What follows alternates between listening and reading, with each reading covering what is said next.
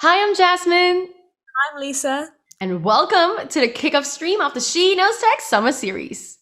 We have an amazing program of deep dive masterclasses prepared for all of you, which will take place over the next 4 months. And with 2 masterclasses happening each month, we'll be covering topics from songwriting and producing to mixing, mastering, and performing your music using technology. This series would not have been possible without the support of our amazing presenting sponsor, REVERB, who have been incredibly supportive of the work that we do with She Knows Tech. Yes, and thanks to the generous support from REVERB and our collaboration with Sound Gym, all Summer Series participants will receive a digital swag bag filled with free goodies, gift cards, and exclusive discounts. If you have purchased a ticket for any session in the series, you'll receive your digital swag bag and the link to the Zoom session into your email inbox right before the masterclass. And on top of the swag bag, all ticket holders and attendees will be given the unique opportunity to participate in listening challenges during the waiting room prior to each session to win some exclusive REVERB gift cards and Sound Gym licenses. So if you want to win some nice things, get there early.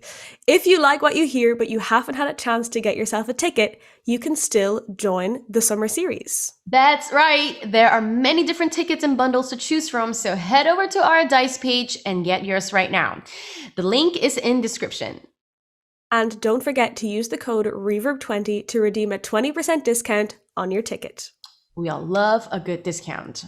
And if you want to connect with She Knows Tech and be a part of our community, make sure to follow us on Instagram and check out our Discord server. Without further ado, it is time to kick off our summer series. Jazzy, are you ready? Yes, let's get this party started!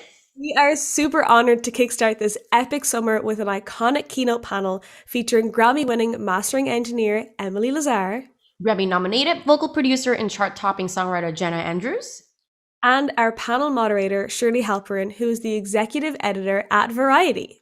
Man, Shirley will be kicking off our discussion today, and she is an absolute powerhouse. Through her 20-year career, she has held positions at Entertainment Weekly, Teen People, and Us Weekly, and was also a regular contributor to Rolling Stone. Yeah, not just that, she's the 2-time Los Angeles Press Club winner and is the author of 3 books. We are so excited to have these phenomenal panelists here with us today. Shirley, take it away. Hi, everybody in the She Knows Tech community. This is Shirley Halperin. I'm the executive editor at Variety. I've been covering the music industry for 20 years, and I'm thrilled to have with me today 2 very important women in music, Emily Lazar, Grammy Award-winning mastering engineer, and Jenna Andrews, Grammy-nominated vocal producer, who currently has the #1 song in the country, BTS's Butter.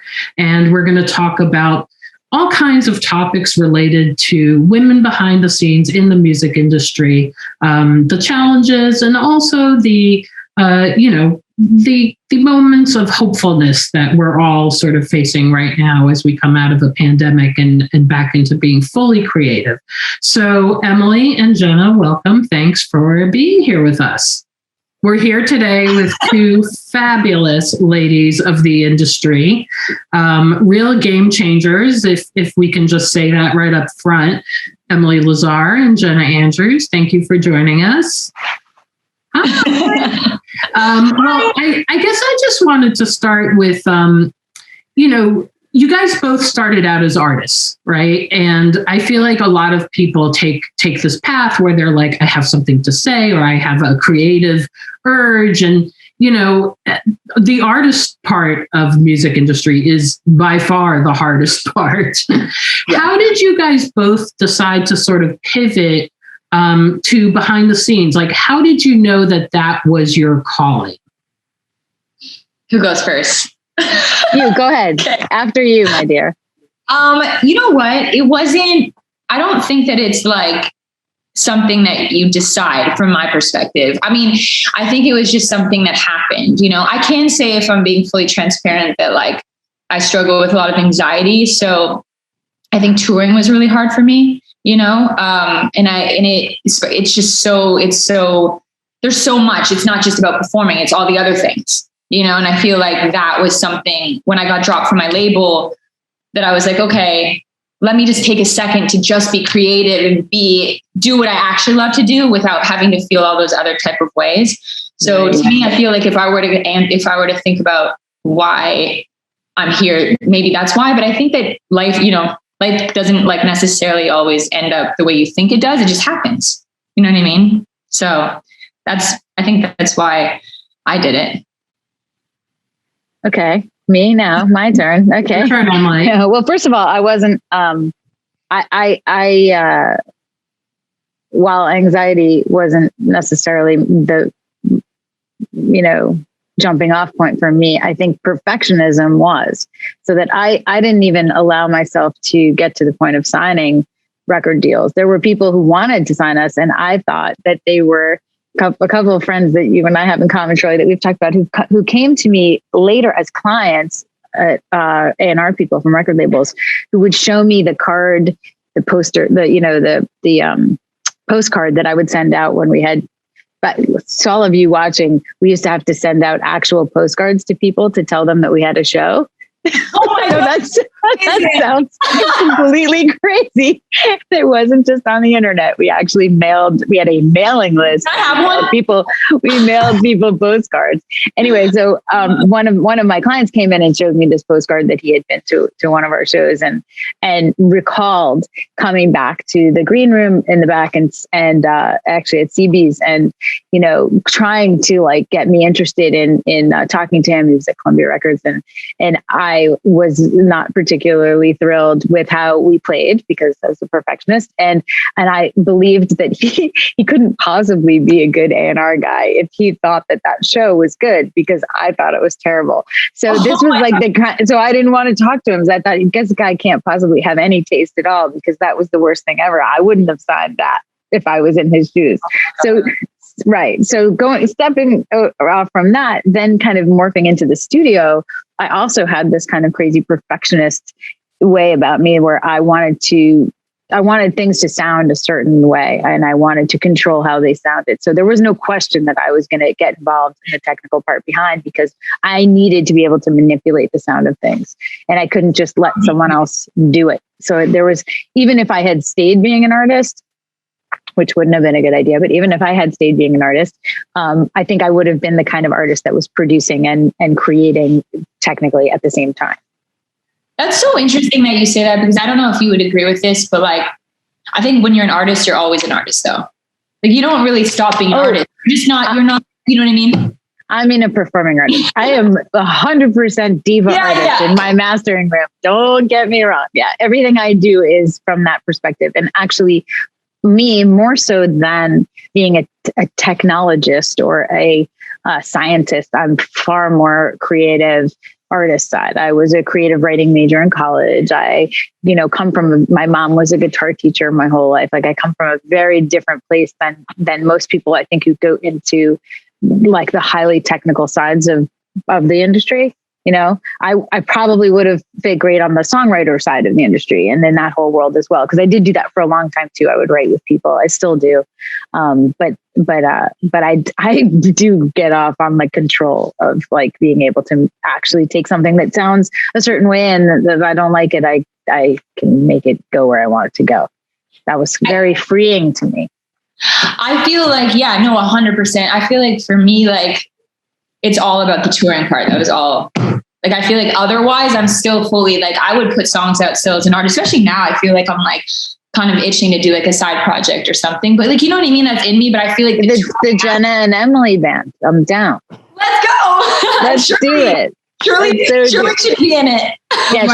Shirley is definitely in it for sure. Yeah. Nice.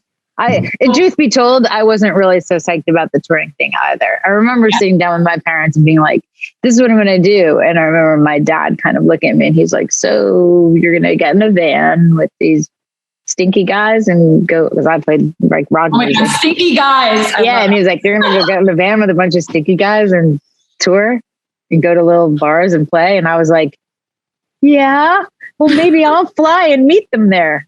And he was like, well, that's probably not going to happen. So, what's funny? I loved that part. Like, I loved that part. I feel like that part was so fun. I loved getting in the van. I don't know if it was the stinky boys I loved, but I loved like grinding it out. Like, Right. it was like, it's the pressure of all the people that like are always like, you have to be on all the time. In our industry, you have to be anyway. But I think as artists, it's so much more highlighted. And I think that part would just be like so much to be like, okay, and you're a girl and you have to be up at 4 a.m. to get makeup and hair. It's just like, every single It's a lot.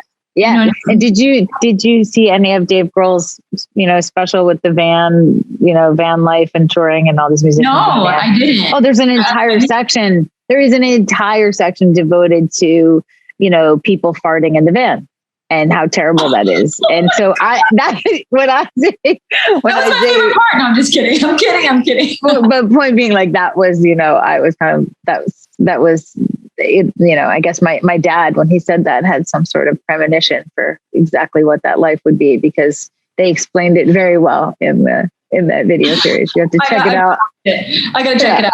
I love that.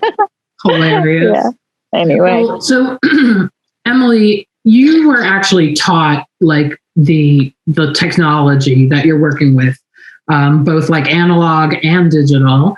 Jenna, I have a feeling that you were probably more self-taught when it comes to the Pro Tools and your vocal production. I mean, just for any, if anyone didn't realize that Jenna did the vocal production on BTS's Dynamite and Butter, which are just, fantastic blend of 7 voices, no less.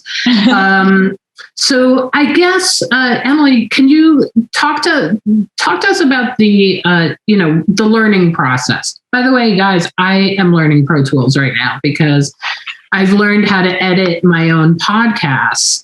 Because it's just like, I love that. long to get someone else to do it, and I can figure out easier where I want to snip things and whatever. So even I'm sitting at the freaking Pro Tools for literally 10 hours. I'm flipping the switch. You're always asking the questions. I'm going to hit you now, Shirley. Okay. Okay.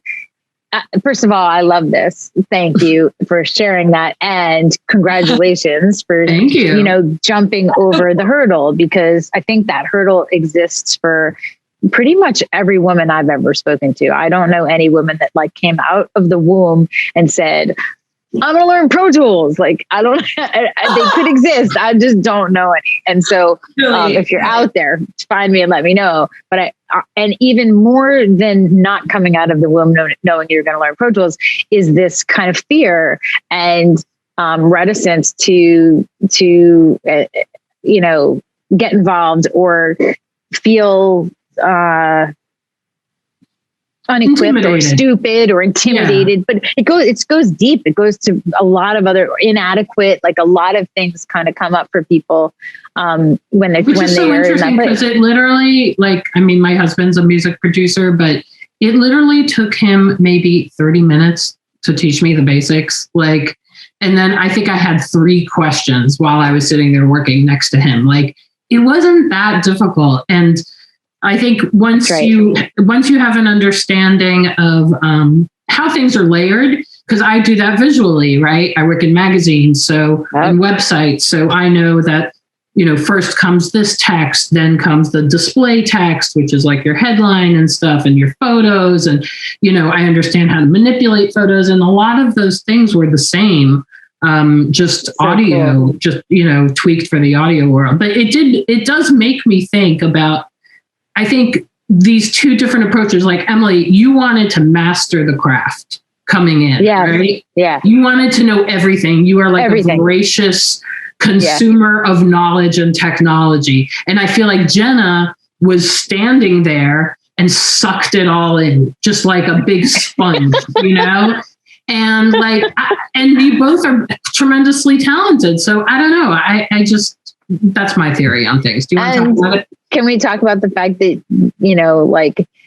if Jenna's the badass of songwriters and producers, you are the badass of female, not just female, all journalists, rock journalists, music journalists. No, I mean, I don't know how much everybody knows who's actually on this little trio screen here, but like, my God, like, and I love that you just kind of related the whole creative process in both of those worlds to each other in that way. It's totally right on. And I think it's awesome. I also very distinctly recall having conversations with you where you would be, Emily, can you explain this to me? I don't know anything about that technical stuff. And you also had this, like, it's not my thing. And now look at you, you're like, yeah, half an hour. I got this. I mean, granted, I'm doing, it's 3 tracks and it's all audio, but whatever, I get it, This silver linings of COVID are many. Exactly. But it's really not that hard to pick up. And you're right, there is that intimidation. Like, Jenna, what was your experience like? I know, again, like, I imagine you always standing behind the engineer and just saying, do this, do that, do this. Yeah, exactly. You could do it yourself, right? Yeah, so I was about to tell you, so I actually don't engineer myself. Like, I can do basic things on Pro Tools, and I would like to learn more because I think that would be good. But at the same time, I feel like to be able to focus on like the arrangements and all the harmonies and the parts and the performance, and to have to engineer is not ideal for me. It's too much because I feel like it's good. I want to be able to, you know what I mean? So for me, I actually think that would be a disadvantage. Traditionally, all of these roles were split. It wasn't one person doing absolutely everything. This is like a new thing with technology that, someone can be a Jill of all trades, as we like to say. I love moving Jill the needle. Of all trades. That's great. But I just love that you said Jill. I've never heard that before, but I'm definitely going to start saying that. But no, I think for me, because of being an artist and understanding what it feels like to be behind the mic, not only are you like, you're insecure in the beginning, you want to make sure that you sound good, that everyone else thinks you sound good. You need to bring confidence from an artist, right? So if I was engineering too, I wouldn't be able to be that person for them. I feel like I need to not only be their coach, but also think of ideas on the spot, be able to, it's like, it's a lot to think about. A lot to be empathic, creative, immediate. It's a lot. It's a lot. It's a lot. So I think it's really just about finding a great engineer that you trust, which I have. And I think to me, I think that's good. I would love to learn it just to learn it, to have, in general, but in the scenario of what I'm doing, I still would do it the way I do it. Well, I'm very similar to you actually in the way that I work. I have a person that he is now co-masters with me, and he's amazing. And he's been with me for many years. I'm like revealing how old I am all the time. But he's been with me for like over 10 years. And so either one of us, of course, could master a record alone, but together it's that much more powerful because, as you say, like if you were concentrating on all these things and the vibe and, keeping the emotional content right and all these things, I work very similarly. Like he handles a very specific part of the tasks that we have to do, and I don't do those. And I've always worked like that, and I've always thought that was a much better. I like collaborating though. I like collaborating with artists. I like collaborating with people in my room. I like collaborating in general, right? So that gets in more great ideas happen when there's collaboration, I feel like, than when you're just sitting in a vacuum. So I've been doing this since day one, and it was a very unpopular thing. There was no such thing as mastering assistants or co-mastering or any of that, which I thought was also stupid. So, there's many things that, I've kind of tried to undo through the years. And, one by one, we're doing it. Now we'll just, keep it rolling. But yeah, I agree with you. It's too hard. It's too much. It's too much. And I also, to your point of like enjoying the collaboration process, I think, we know what we can do alone, right? But why not improve yourself with collaboration? A lot of times I feel like people feel like in the beginning with artists, that especially like new artists, they feel like, oh, well, if I allow you to collaborate with me, that means I'm not as good. And I'm like, no, that's not it at all. It's not even about good or not good. It's about like different. Like you might bring a different tool to me that I wouldn't think of. You know what I mean? Really? Which I love. And that's like a a great like thing. a totally different chord, right? Exactly. And the progression. I love learning like effects. Like I love being like, oh my God, what effect is that? What right. Like to me, that's like, I love being challenged by other people. You know what I mean? I don't feel like that makes me less than, you know? No. I think also finding the right people to surround yourself with is key. So like, right. So for example, you know, if you're standing behind the engineer and yet you and the engineer are not having a dialogue that's hitting and it's like going like this, then it's intolerable. Right. And that's how I felt as an artist. I felt as an artist, like I wasn't being heard and I wasn't, you know, what I was asking for was not connecting, which is how I got into engineering, so that I could just, instead of asking someone else to do it, I could just do it myself. Now, that being said, if I had been working with somebody in a safe environment that felt great, that listened to me and did not disrespect what I was saying or just disengage from what I was saying, it may have been a very different. I may be where you are. I may not be in this seat, but my experience led me down the road of needing to kind of go in and tweak stuff on my own, which is cool, right? But I could have very easily ended up you. No, 100%. I totally get that. And I feel like in some ways, I feel like I'm like you too, though, like in terms of like wanting to control, like, for example, I got into like executive production and like, you know, like A&R, let's say, that to me, today's version of A&R is very different than what I consider it. So I don't like to say it because I don't feel like that's what I am at all. But I got into it because I feel like I wanted more control over my career. And that was the way I did it. Because I feel like people, you know, it's hard if you rely on managers or publishers or anybody to do it for you. It's bad. You just got to be like, listen, let me know how to do all of it. So if all of you disappear, I'm going to be good. Right. Which is probably also bad. Right. So, and that, you know, truthfully, because I have the same, but I have the same problem because you can't grow exponentially in that way that you could if you have, you know, team members that are actually listening to you and helping you grow your thing and believers in your thing. You know, that's the problem. And I think women in general, maybe this can kind of branch into probably what you wanted to go to next, Shirley, but women in general, I think have a hard time, especially in this industry, garnering enough respect from the people who are around her to be the leader of that team that can grow into something and feel like they have to do absolutely everything themselves or it's never going to be what they wanted it to be. And that may not be just a female thing. That may be an artist thing too. That may cross over. I don't know. I can only speak from my own perspective, but I do know that I had a hard time getting my point across. And so I started to become, you know, the overlord of my domain, which it sounds like you did too, Jenna, which is interesting. And we both kind of have mastered our world. Yeah. It's kind of, you know. I think it's like, okay, I hear you. I definitely agree with you. I think it's a good and bad thing because I think if you come out on the other side and you find a team, once you have the skill set, it's actually more valuable because I'm happy that I did it now. But I think that because I'm happy that I learned these things because I think it's really improved a lot of the other things around it. You know, and I've become a better songwriter. Yes.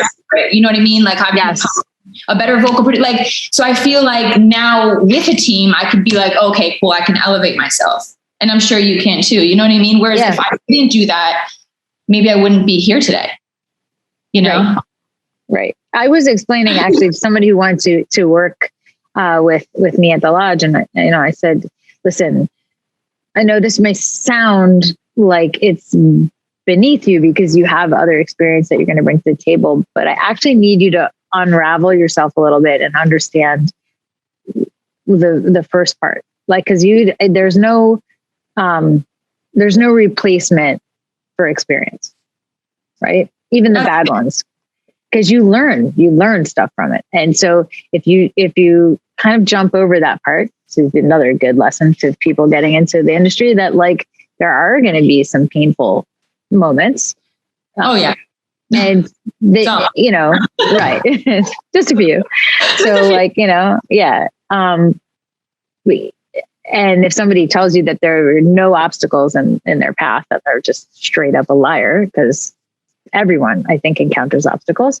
And it's how you get around them, how you get over them, or whatever. But if I'm hiring someone, to be a part of my team, I want them to understand the choices that I made and why and how I got there, so that, when they see that obstacle coming, they encounter it and it doesn't stop them in their path or undo what we're trying to do. Big picture. It's an interesting kind of predicament, I think, like assembling a team and growing a thing and imparting, the wisdom that you've learned without kind of taking someone else's creativity out of it, like making sure that they can not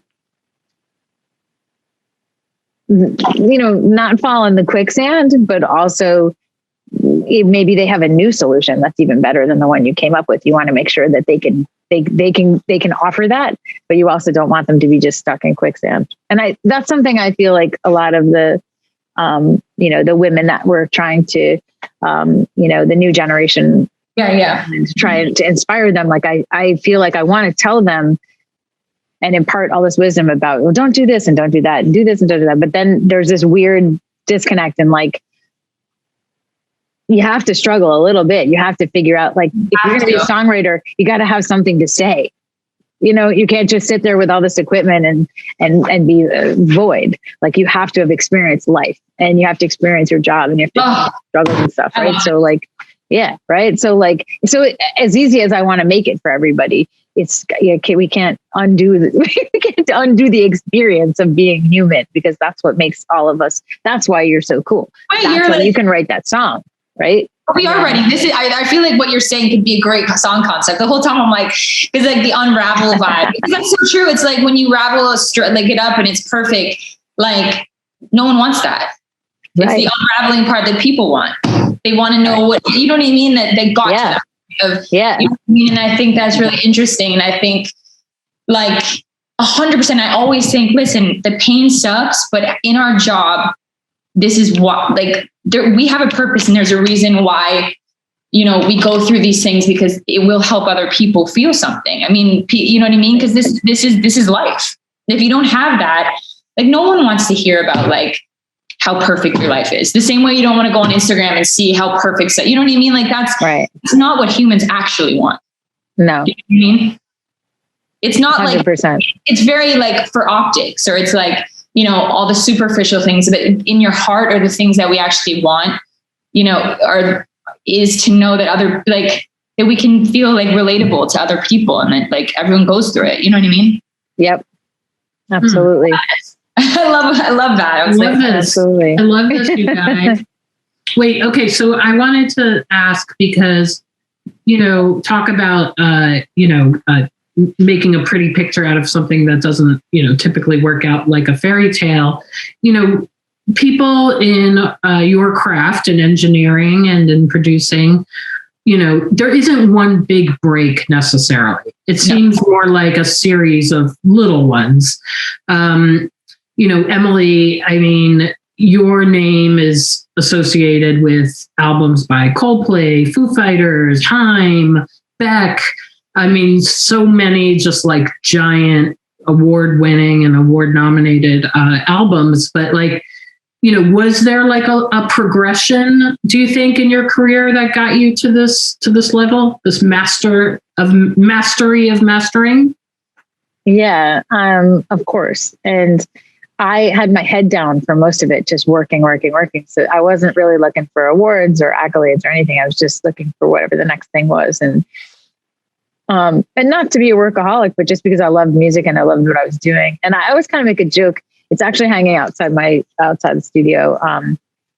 My first platinum award that I got was for Pokemon, the movie. And I had it in the other studio. I had it hanging in like a vestibule with a disco ball that spun around it. And I like made all this crazy effort to light the disco ball. It was in this vestibule, and it was like, you're like, that's crazy. Why do you like? And I was like, because it's Pokemon. That was my first platinum thing. And I didn't hang any of the other platinum things up like for a long time, or any other awards. It was just like, that was the only thing on the wall. Because for me, it was a really big reminder that, first of all, it was hilarious. But second of all, because here I was trying to make, I was working with like, I don't know, Lou Reed and David Bowie and Sirius and, like intense and rock icons and Pokemon was on the wall and they all walked past it. And that's because, like you can't take yourself so seriously and you can't take any of this so seriously because that's not what you got into this. If you got into this to cure cancer, then you're in the wrong profession. You should go cure cancer. And that's the best thing of all. We need people curing cancer. So don't think that by being in the music business, you're curing cancer. You're not. You're not. And I don't care what you say. You're never going to convince me that you are. You're making music. You're making people feel stuff. You're making people touch each other. It's an incredibly vital and important thing to be the soundtrack of people's lives or part of facilitating the soundtrack of people's lives. But you're not curing cancer. So take it down a notch. Don't be so serious and like get all crazy. Put your version of the Pokemon single up once you've done something like that. And like keep it all in check, right? Because there's no, this whole idea, there's this saying, I don't even know if people say it anymore, but like, you're only as good as your last record or you're only as good as your last hit, right? That's a horrible thing to say. It's a horrible thing to think. Is a horrible place to live. Right. It's very stressful, very, very stressful. Those are not in your they control. do still say that, Emily. But it's not in your control. It's not in your control though. So Right. like it's like telling someone, this thing that you work so hard at, that you try to be so great at, that you've put all of your, sauce into. Well, all that didn't really matter because the result over here, which you have no control over and none of your skills have anything to do with really, is really what matters. And that's not what matters. It's the journey. It's not the result. It's like, it's like what happened to you along the way, who you met, who you collaborated with, what you learned, what was the next thing you started working on because it triggered this. What thing did you share with that person? What piece of music were you sitting and vibing and be like, oh, well, have you heard, the version of Jealous Guy that Donny Hathaway does? It's freaking amazing, right? So like, have you ever heard that? And like how swung it is and how close, and you have that to me, that interaction with somebody, you're allowed to have a dog too, but that interaction that I can have with somebody is more important than, I don't know, somebody giving me an award and saying, and that appreciation and the connection is just better. It's just more, it's more why I'm alive and why I'm in this, not for any of that crap. If you're doing it for that, I don't think it works. I don't think that can be your goal. I don't think, I don't know. I don't think sort of like wanting, going into acting to be famous as opposed to being an actor. Oh my God. Yes. What a good, I wanted to just say something quickly, Emily. This might be very esoteric, but this is kind of the way that I look at stuff. Like, I know we don't cure cancer, but I really have to say something that I feel like in my life, people like, I do think that like manifestation is such a real thing in the sense that if you don't think about these things, disease, like a lot of times the way that people like, when people are like, oh my God, it's a miracle that they got over this disease or something like that. So music can act like that in the sense that it can like inspire like the manifestation part. Wait, should I get my dog really quick so I can actually say this? Hold on. Yeah. I really want to say this. Hold on. Pause for a second. Okay, well, first of all, let's welcome George to the conversation. George the dog. George. So sweet. Aww. Jenna, we were talking about a series of small breaks versus like a big break. Right. And you were going to tell us about your experience. Yeah. So I mean, first of all, I agree. I think that it doesn't just happen overnight to anybody. I think no matter, like, look at all the stories. It's like, the biggest artists like Lady Gaga, Alicia Keys, Katy Perry, like they, how many stories do you have? How many times did they get dropped before they actually got signed? And then they say that like, oh, like so-and-so dropped them. They didn't get it. They didn't see the vision, but not everybody's supposed to see it. It's not necessarily their fault. You know what I mean? Like, yes.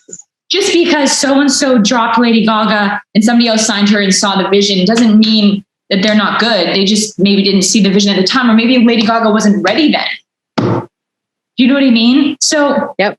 I think, like, for our career paths, right? Like the fact that we're behind the scenes and we started as artists and things like that, like, for whatever reason, all the times that we, fell down and got back up again led us to this point, but still, like, to be able to have a successful career and to be able to, be able to do this for a living is a blessing, no matter what. Even if you didn't come into it, think, like, if you came like at 5 years old, if you're like, I'm going to be an artist, and then now today you're like, okay, this is what I'm doing. I mean, it's all the times that you fell and got back up again that led us here. And I think that's a beautiful thing. I think that's how it should be, regardless of where you end up. If you get to have a career that's successful, how many people get to do that? You know what I mean? Yeah. And I mean, I think for me, when I know that I'm successful, people tell me that, like you did, but like, but I don't identify with that. So it's interesting. Like, I know it on paper, and you've just said it. So, okay, it must be, but I still look at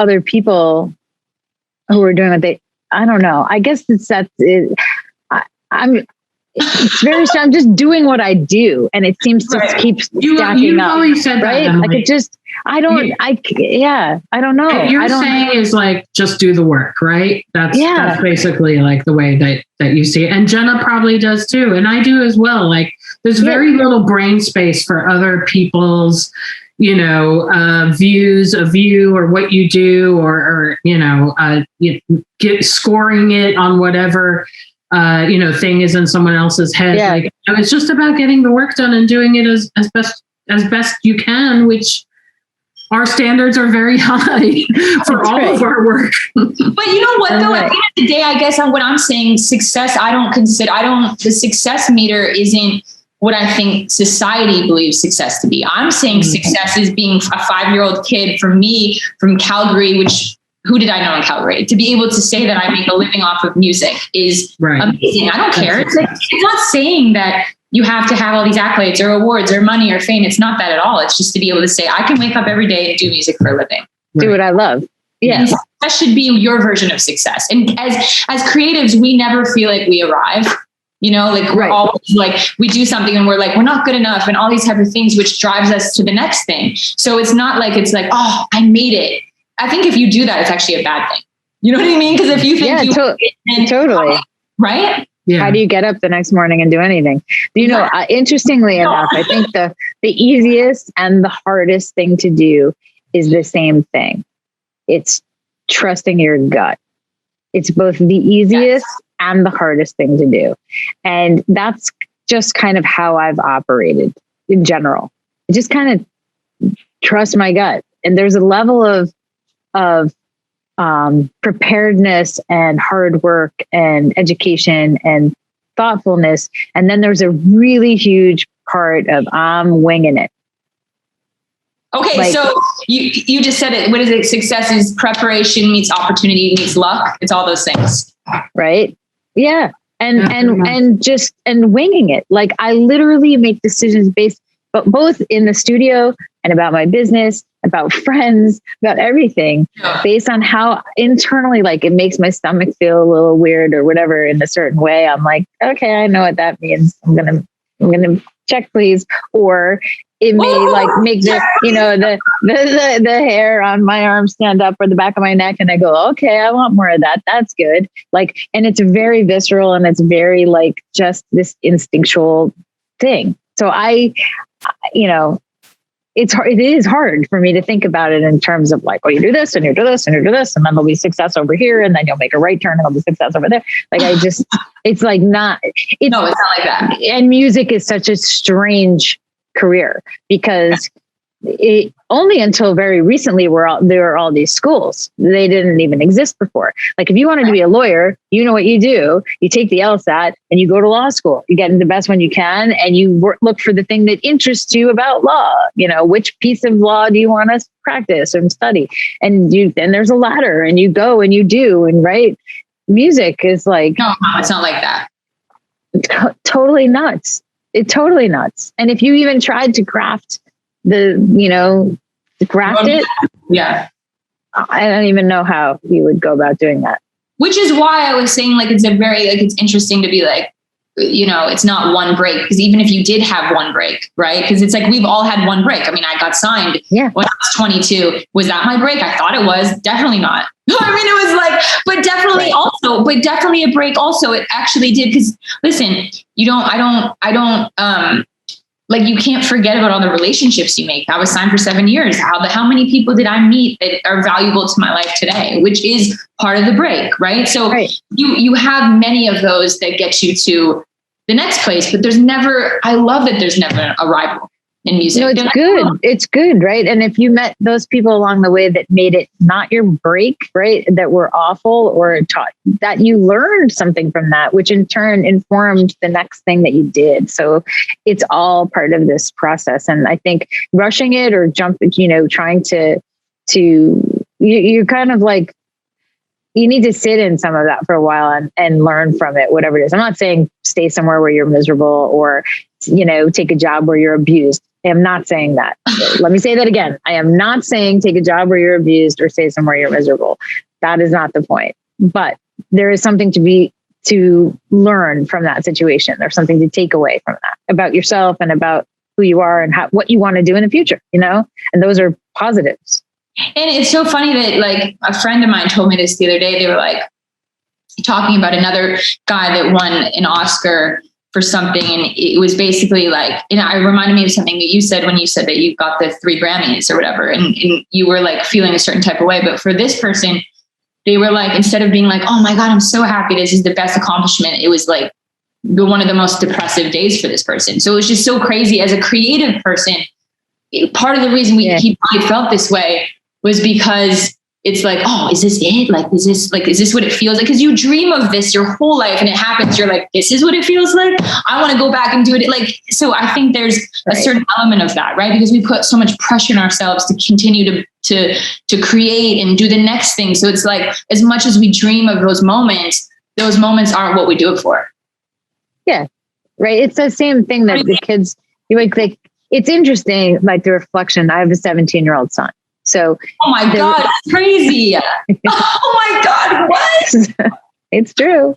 And 2 dogs and a bird, but I digress. So the parallel though that I'm seeing is that young, the younger generations living life through their phones and through social media and FOMO and Finsta accounts or all sorts of whatever the new thing of that is, are, very prone to, this idea where people like walk up to a Lamborghini that they don't own and lean on it and take a picture with it and pretend it's theirs. Yes. And this is like this very strange behavior that is, kind of all over society right now. And I think it's a similar kind of thing. Like you see somebody holding their Grammy or you think like that's what it is, or this, and those are really external things. Those have nothing to do with the job, how you felt about doing it, what you were doing, whether or not it made your soul sing. Like those are results that are just have nothing to do with it,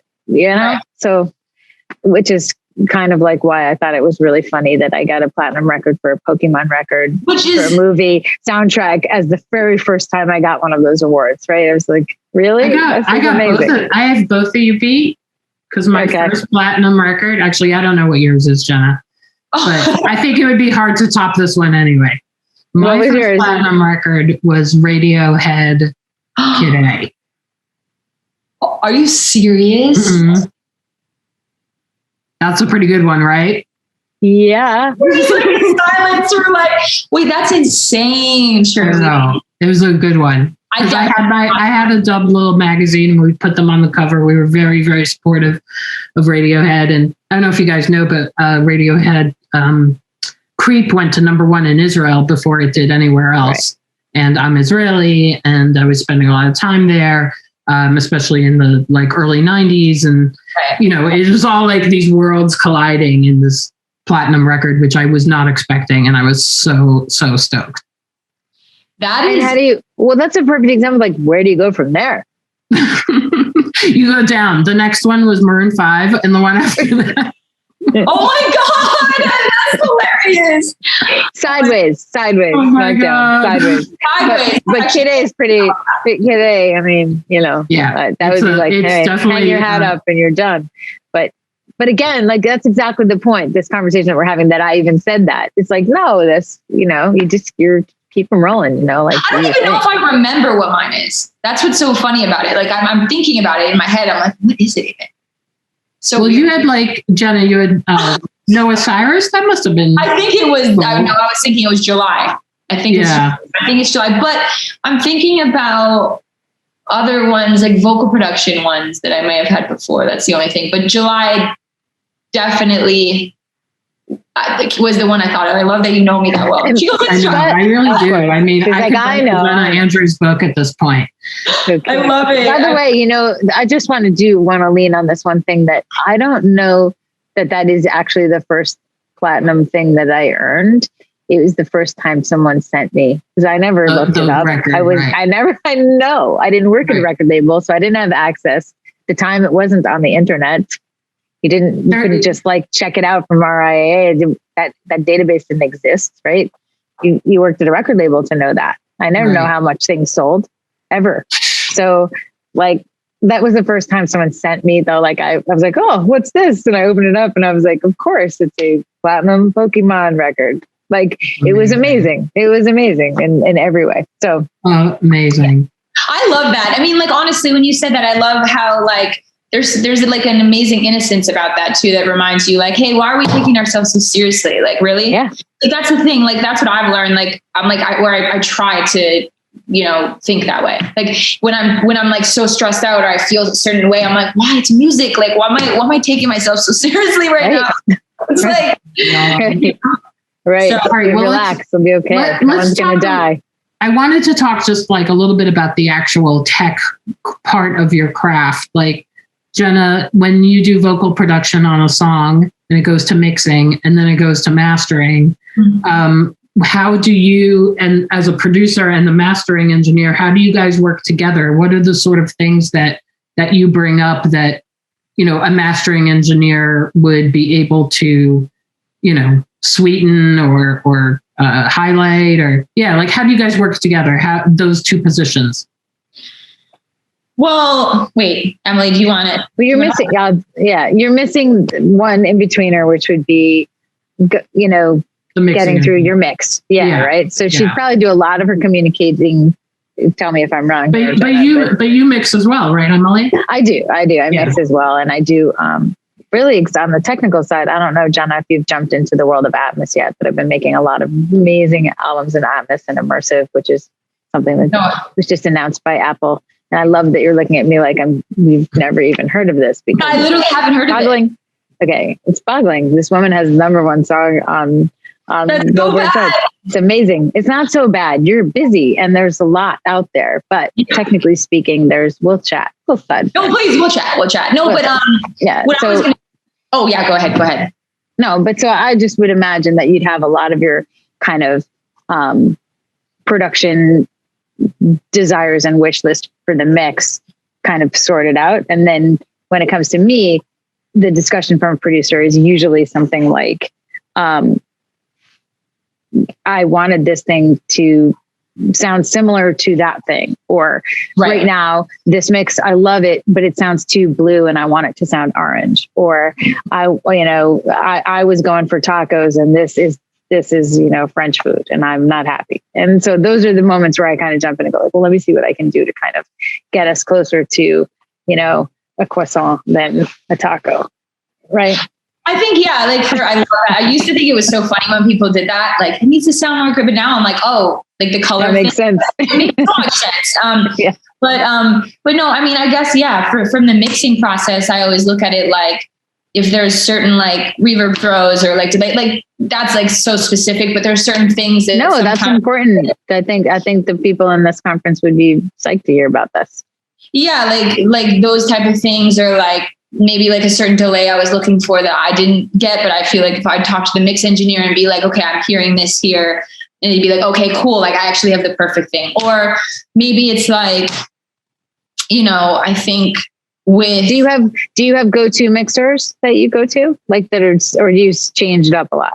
Yeah, I mean, I definitely do. I mean, it really depends on what the artist is, obviously, right? I mean, right. It's usually it's between like Serban, Manny, or Jason. I love Jason. I mean, Jason's, I mean, like he's like the best there is at on like, you know, you don't say the urban side. What do we say? It's you know, I don't. What's the word that we can use now? It's like no, black.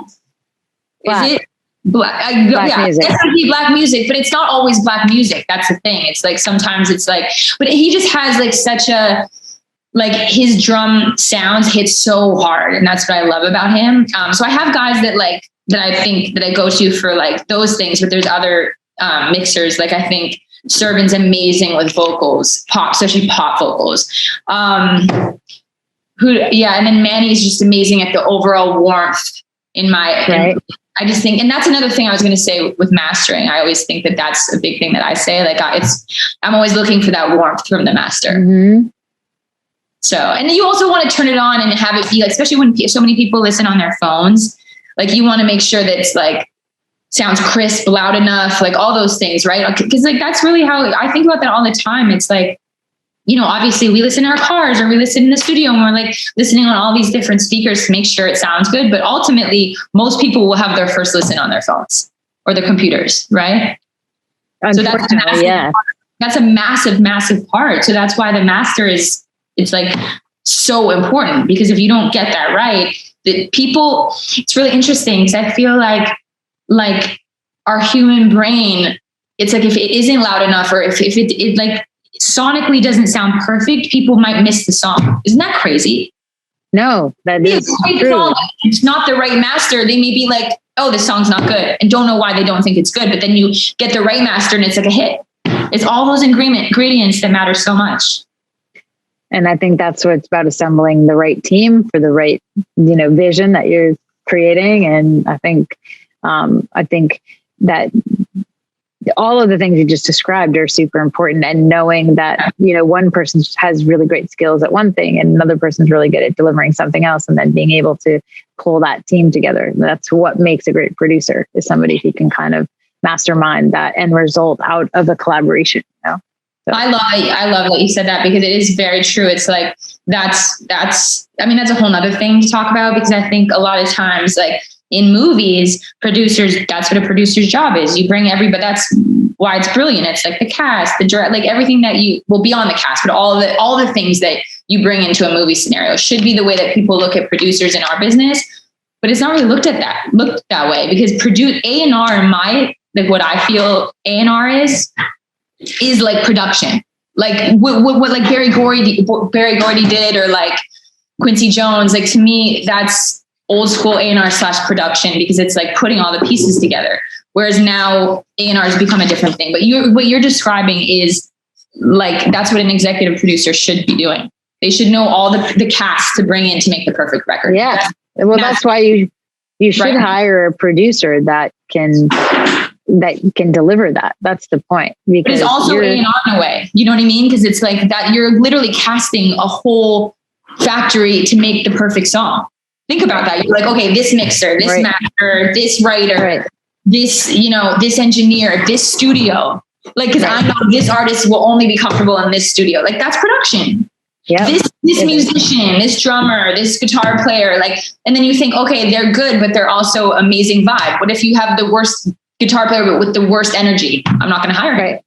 It's, you know, it's all something that I was trying to explain to some people the other day, which is that songwriters, and I can say this because I was started as a songwriter, songwriters are actually producers.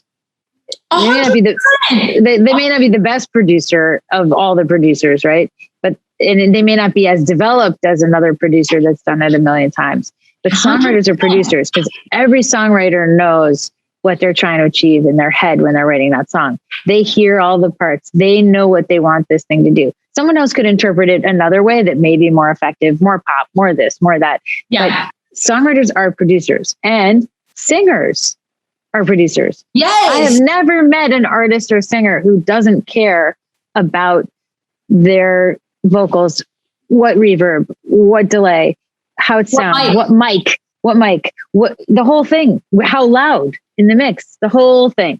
So that's production. Yes. Those are production ideas. So the idea that women specifically would say things like, well, I'm just the singer, or like you're making actually like really very important production decisions, and you should own that, right? Okay, I'm so happy you said that, because here's the thing on also like on the women tip, like if a singer does do that, especially a young female, and they start to speak their mind, it's like, oh, it's like, be in your place, like go back to your, it's like, no, I'm a producer. Well, I know what I want to hear. And then all of a sudden it's like your light is dimmed, and then the record won't turn out as good because guess what? You were blocked.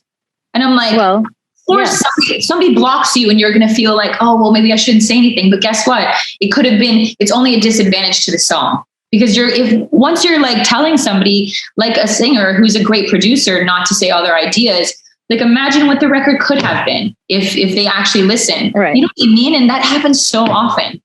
Right. This is the thing that I say with people are kind of, I think, almost confused about with my mastering approach, which is I say, serve the song.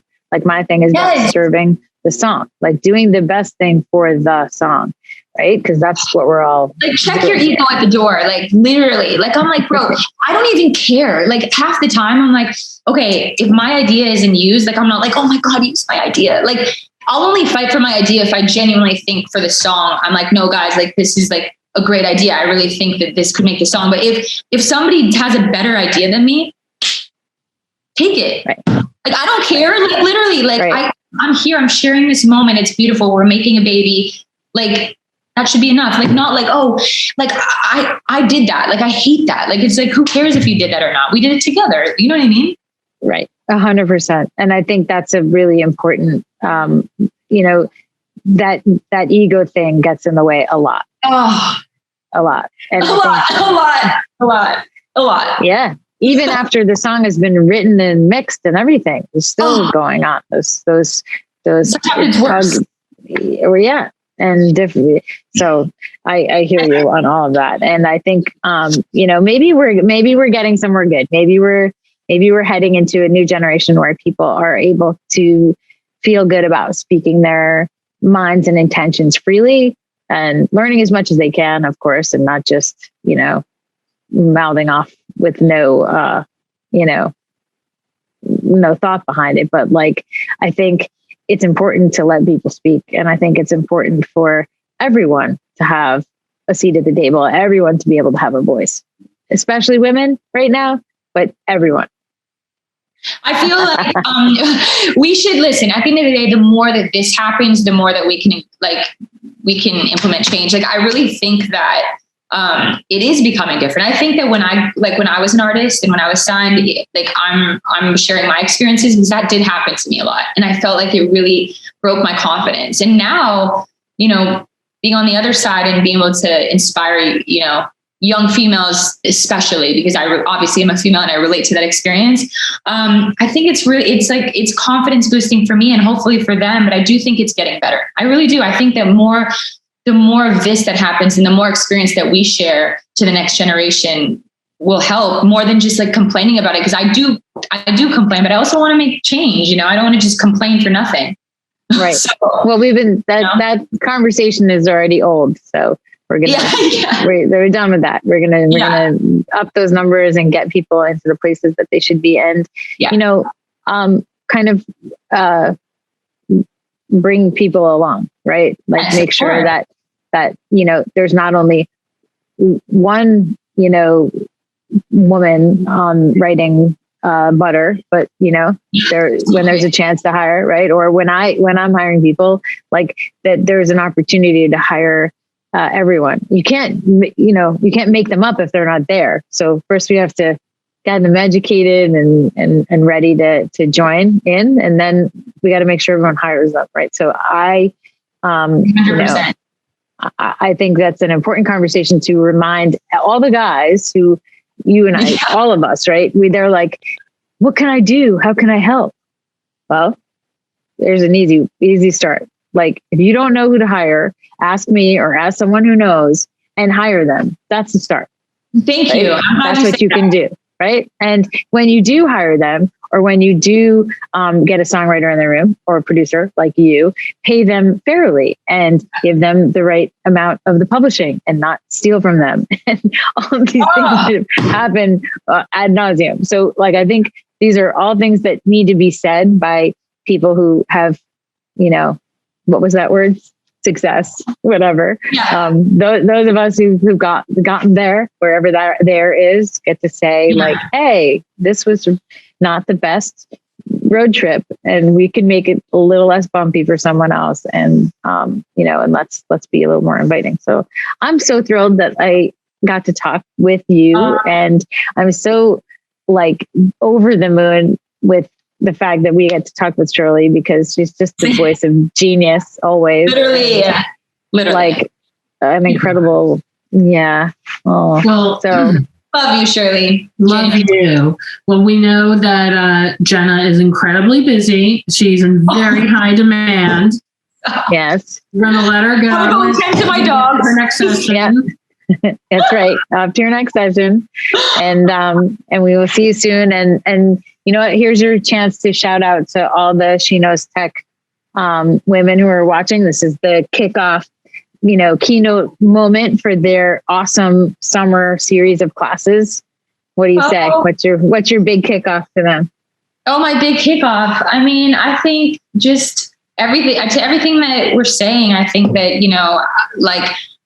I guess my kickoff would be like, just don't, like, it's okay to just keep falling down and to get back up again. Like, I really think that's an important thing. I think a lot of times people feel like, when they fall, it means like, oh, I'm not meant for this, or I'm not, but it never means that. And I think that that's something that I always encourage people to feel, and it will only make you better. How about that? Right. Invest in Band-Aids. I love that. Invest in Band-Aids. Oh, Emily with the bars. I know, she's really got it going on today. I know. The Jill of all trades. The Jill That's of right. all trades. The Jill of all trades. Get some Band-Aids. But by the way, Jill of all trades. I don't know if that should be the kickoff one too, but I kind of like it. It should be part of it. She's just adopting it as her own. This is It's how good. Jenna works, by the way. Yeah. Be a Jill of all trades. Expect to fall down. Buy Band-Aids. Buy Band-Aids. Buy them right now. Walgreens. Yeah. I'll see you there. Bye, Jenna. Thank you. Jenna. Bye. Love you guys. Bye. What an enlightening, an insightful conversation. Thank you so much, Jenna and Emily. I should direct everyone here at She Knows Tech to We Are Moving the Needle, which is an organization that Emily launched earlier this year. It is dedicated to promoting gender equality and representation throughout the music industry, especially behind the scenes. And to all those who are participating in She Knows Tech Summer Program, we wish you the best of luck, and we hope that you keep doing what you love.